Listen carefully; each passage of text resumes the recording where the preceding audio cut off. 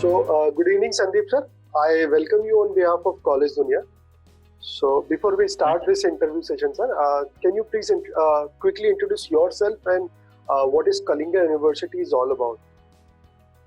Thank you, Mr. Kuldeep. And thank you for giving me this opportunity to talk to a wide audience of students and potential students through your platform. Kalinga University was established in the year 2011 by an act of the government of Chhattisgarh Vidhan Sabha. We started operations from the session of 2013-14, and within the span of just 7 years, we have emerged as a top university in whole of Central India.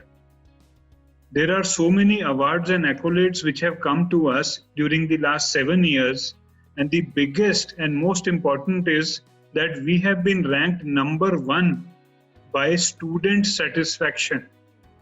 So that gives us the maximum amount of satisfaction that as an institution, we are moving ahead in the right direction.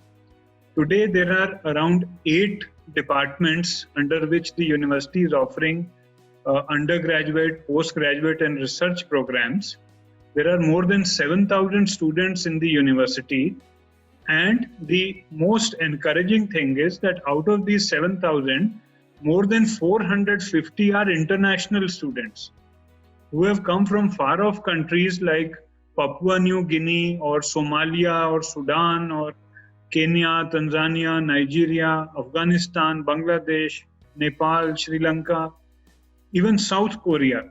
So more than 450 international students. That is a testimony, that is a proof that the popularity of Kalinga University is not limited just to Chhattisgarh or to Central India. It has grown beyond the boundaries of the country also. Okay, great, sir. So, let's start with the first question, sir. So, have you introduced any new program at Kalinga University, sir?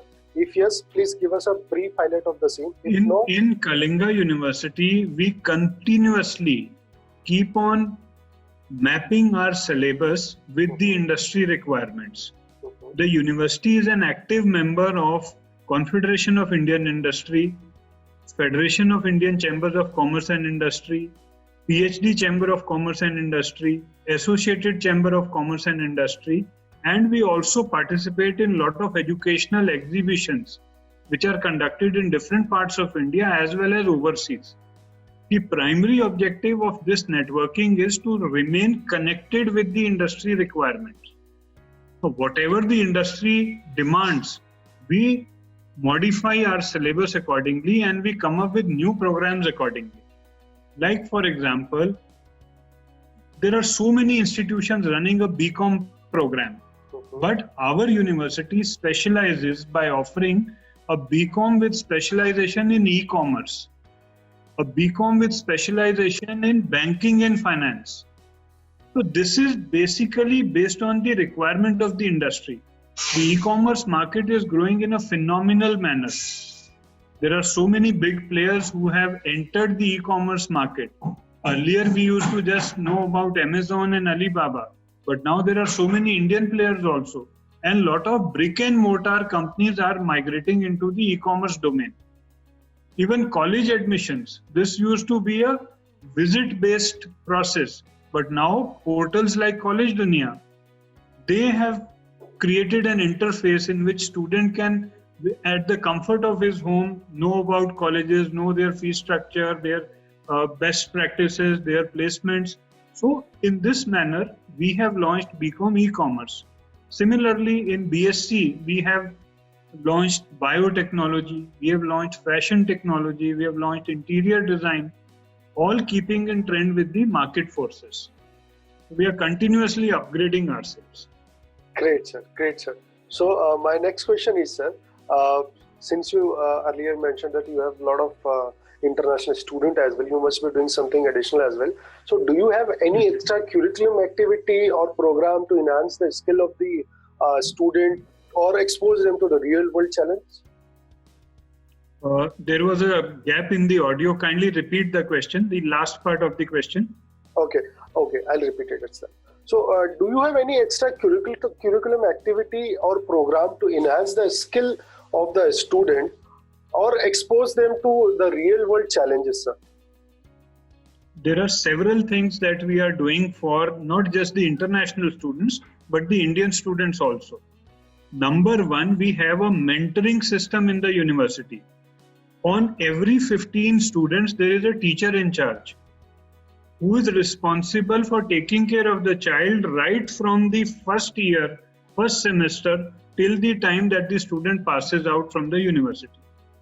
We are the only university in this part of the country which is regularly holding parent-teacher meeting.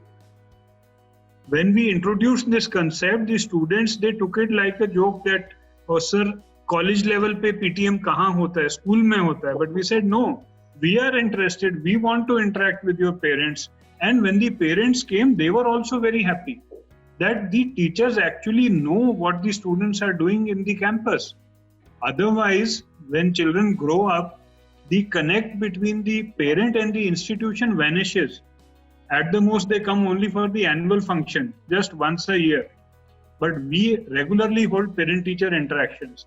We have a very strong feedback system. We take feedback from the students, from the teachers, from the parents, from the employers. Where children get placed, we go to that company and we ask them, sir, you recruited 5 students from the university. Are you happy with their performance?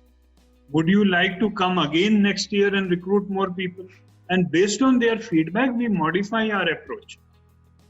Plus, we are managing lots of clubs and societies in the campus. For science students, there is a science club, there is an eco club, there is a dramatics club. These clubs help in developing the inherent potential of the students. These are beyond the academic activities, beyond the classroom activities.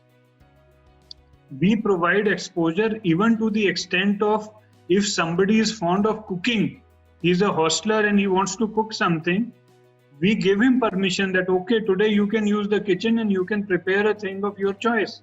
Great. If there is a girl who's good in mehndi decoration, in making a rangoli, flower decoration, baking a cake, we give that opportunity. We believe that the students are here, they are not just for teacher-student interaction, they are part of our family. We believe that Kalinga is an extended family. All teachers, students, staff members, they are all connected to each other as a family. So that culture is very strong in our university.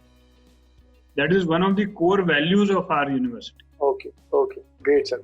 So moving to the next question, sir. What is the placement statistics of Kalinga University? What are the average package? What are the highest package has been offered to the Kalinga as a student? Can you please enlighten on this? Deepji, now I'll tell you what is the difference in our university. Okay. Lot of colleges and institutions, they focus on placement only in terms of jobs secured by students. They have a 1-point agenda. We have a 4-point agenda. First agenda is how many students upgrade their education. Like for example, if a child has done BCom from our university, if there is a batch of 60, how many of them will feel motivated to do MCom also? That is actually a test of our competence. Whether children who have done a program, an undergraduate program, would they like to do a PG program from here or not? If there is a PG student, whether he would like to do a PhD from this university or not. So our one focus area is upgradation of the education of the students. Second focus area is how many students are able to clear the top competitive exams of the country. Our university offers free of cost coaching for UGC NET, coaching for CSIR NET, coaching for bank exams, coaching for UPSC exams, coaching for judicial services exam, coaching for GATE, coaching for CAT. These are all exams in which the student, once he qualifies, he is not going to remain with us. He is going to migrate to other institutions. But still we offer them this service free of cost. In our pharmacy department, we are running coaching classes for GPAT, which is for admission into M-Pharma. We are not offering M-Pharma, but we ensure that every year good students of the university, they qualify GCAT and they land up doing M-Pharma from the top institutions of the country. So focus is not just on jobs. Third category, entrepreneurship, startups. Our university has a startup policy in which we help the students to develop their business plans, and we do seed level funding also.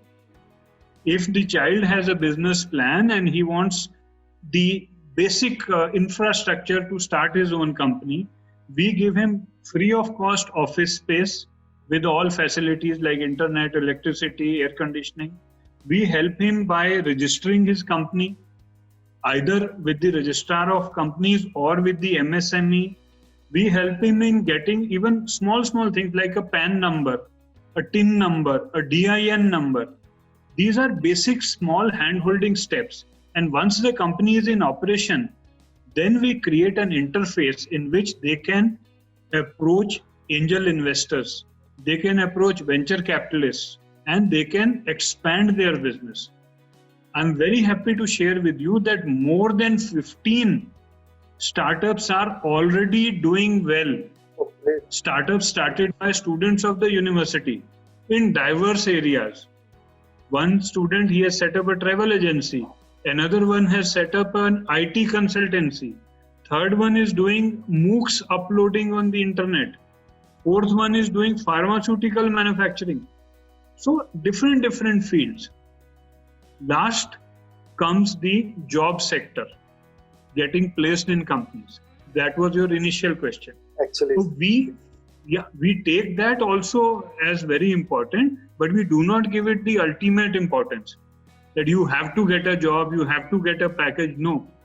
First of all, complete your education. Number 2, clear the competitive exams. Number 3, set up your own business. Number 4, if you want to enter the job market, we are there to help you. We have a very strong training and placement department, and children who are interested to get jobs. Category 4, if they are interested, more than 80% of them get more than one offer. This is the track record, this is the statistics. Out of the interested students, more than 80% get more than one job offer. This is the scenario. And the networking platforms that I was mentioning earlier, like CII, FICCI, SOCHAM, PhD Chamber, the basic objective is to give them industry interface. These industrial associations, they give mentoring to our students. We call them from time to time for guest lectures. We take our students for site visits. CII has a very strong platform known as YI, Young Indians. yes. Kalinga was the first university in Chhattisgarh to have a full chapter of Young Indians. Oh, great. We started the university in 2013. In 2014, our first chapter of Young Indians was inaugurated. Great. And every year, students continue to add in that particular chapter.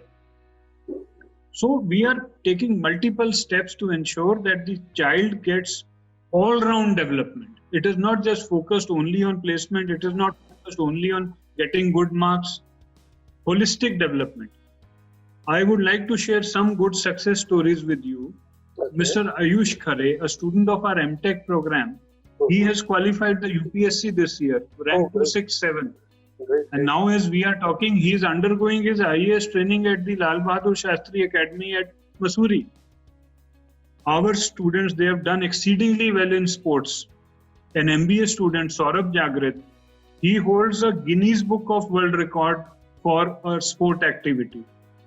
One of our students, Nitish Rana, he is playing for Mumbai Indians in the IPL. Currently, as we speak, he is in UAE playing for MI. Another student, he has played for India in the US Open in Wimbledon. Another student has represented India in martial arts in Wushu, Pratik Thakur. A girl student, Shreya Malik, she has represented India at International Dance Festival in Dubai. So all these avenues are available to the students. We understand and appreciate that excellence does not just mean scoring high marks in the exam. Now this boy Nitish Rana, who is playing for Mumbai Indians, He is struggling in his studies. Sometimes he's not even able to give the exams on time because he's busy in playing. But we understand that he has a talent and that talent needs to be nurtured. So we are providing all assistance to him. One of our students, Rahul Gupta, he's a mountaineer. He has climbed Mount Everest. So we encourage student development in all fields of life. It is not just confined to academics. Great, sir. Great, sir. So I have heard lot many great stories from you, sir. So moving to my next question, sir. Being the registrar of Kalinga University, what is your philosophy of leadership? How would you describe your leadership style, sir? Over to you, sir. We do not believe in leadership. We believe in participative management. My office is always open. My phone number is given to each and every student of the university. Anybody can call me, whether a teacher, a parent, a student, a staff member, and can bring any problem to my notice. We do not believe in hierarchy. We do not believe in creating obstacles between the students and ourselves. The students are welcome to come up with their issues, and we'll have a hands-on approach in solving their problem. So an open door system is our philosophy.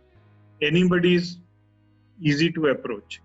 And not just at my level, at the Honorable Vice Chancellor's level, at our managing committee members level, students are encouraged. They can come up with their feedback, with their suggestions, with their complaints, and we ensure we take fast action on it.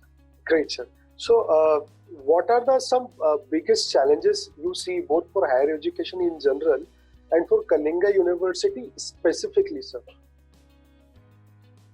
If we talk about the whole scenario of higher education, there is one big challenge, which is about multiplicity of regulation, of control. Okay. Like, for example, we wish to start a particular program, so that is governed by a particular council or a particular body. We have to adhere to all the regulations of that particular body, which sometimes means that that regulator wants a separate library for that particular department. Now, that library will have books only of that particular domain, whereas we have a beautiful central library of around 80,000 books and crores of e-resources, crores, not hundreds, not thousands, not lakhs, crores of e-resources. So the major challenge is that we should have a unity of command from the top level, single regulator. The new education policy is talking about a universal regulator. That is a very big step and a very right step. Regulator should be single. Second very good thing which the government has proposed in the new education policy is the concept of a meta university. A meta university is one where you can find different courses and the student has the option to pick up some credits from different departments. Like, for example, if you are studying engineering, but you are interested in learning yoga, you are interested in photography, you are interested in writing a book, or you study British literature. So 25% of your syllabus you can pick and choose yourself. That is the concept. Choice-based credit system. These are the areas, these are the emerging thought processes in the country. Another beautiful thing which the UGC has done, vocational education. Now you can become a good carpenter, you can become a good painter, a good fashion designer, and you can earn your qualification also. Otherwise, what happens, if you have to get electric work done in your house, you do not get a qualified electrician. You are not sure whether this person who's going to come to my house to fix the electric problem, whether he has any qualification or not. So vocational education is a very important thing which the government is going to do. These are about the general developments in the higher education domain. When we talk about specific challenges related to Kalinga University, one challenge that I can think of is the challenge to encourage young people to take teaching as a profession. You address the right. What happens is that the most bright children in a school, they tend to appear for the NEET exam. Their focus is, let me become a doctor. The next category wants to become an engineer. The third category wants to get a government job. The fourth category is, after trying here and there, then they settle for becoming a faculty member. Actually, This trend must change. This trend should change. Becoming a teacher should be a thing of passion, of interest. That should be the first choice of a student. That, okay, I want to become a teacher. I want to follow in the footsteps of my professor, my seniors. I should enjoy my profession as a teacher. It should not come on me as a liability. actually, sir, you address Okay. the real problem. So it's a demand versus supply kind of problem. Yeah. Correct. And another challenge which not just Kalinga but all engineering colleges are facing, children are doing engineering just by studying theory, just by reading textbook, just by passing their exams. An automobile engineer, a degree holder who holds a degree in automobile engineering, he is not in a position to repair his own motorcycle.